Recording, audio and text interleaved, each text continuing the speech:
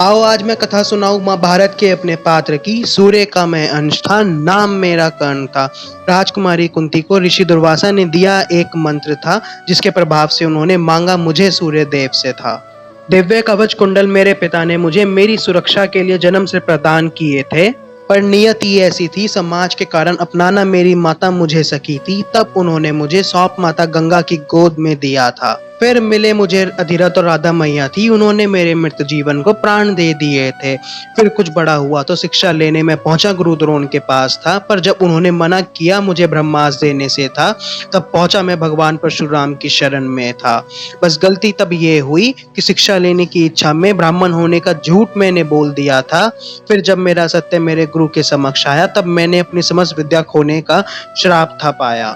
रंगभूमि में सबने मुझे सूत पुत्र कहकर अपमानित किया। तब दुर्योधन ने बनाया मुझे अंगराज और किया मित्रता का आरंभ था।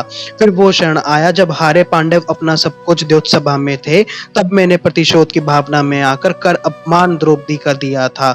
उस दिन पता मुझे लग गया था कि आज एक नारी के अपमान करने का दंड मुझे अवश्य मिलेगा।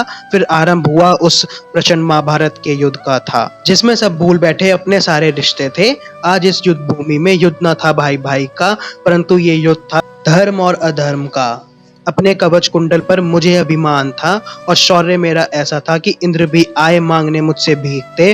फिर वो क्षण आया जिसका मुझे जीवन भर इंतजार था। आज वो घड़ी आई जिस दिन संसार को मेरे और अर्जुन में से श्रेष्ठ का बोध होना था। पर रणभूमि में अब मेरे रथ का पहिया फंस गया था। फिर मैंने नियमों का सहारा लेकर अर्जुन को रोक लिया था, पर तब अर्जुन ने मुझको उत्तर ये दिया था, कहाँ थे ये नियम जब मारा तुमने अभिमन्यु को था। फिर अपने कर्मों का फल समझ स्वीकार मैंने अर्जुन के तीर को कर लिया था, और धरती माँ की गोद में मैं आंख मूंद कर सो गया था।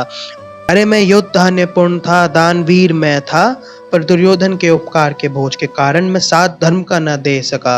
अरे कहता हूँ मैं आज सबसे, चाहे स्थिति जीवन में कैसी भी हो, पर किसी भी बोझ में दबकर न देना अधर्म का साथ तुम, न देना अधर्म का साथ तुम।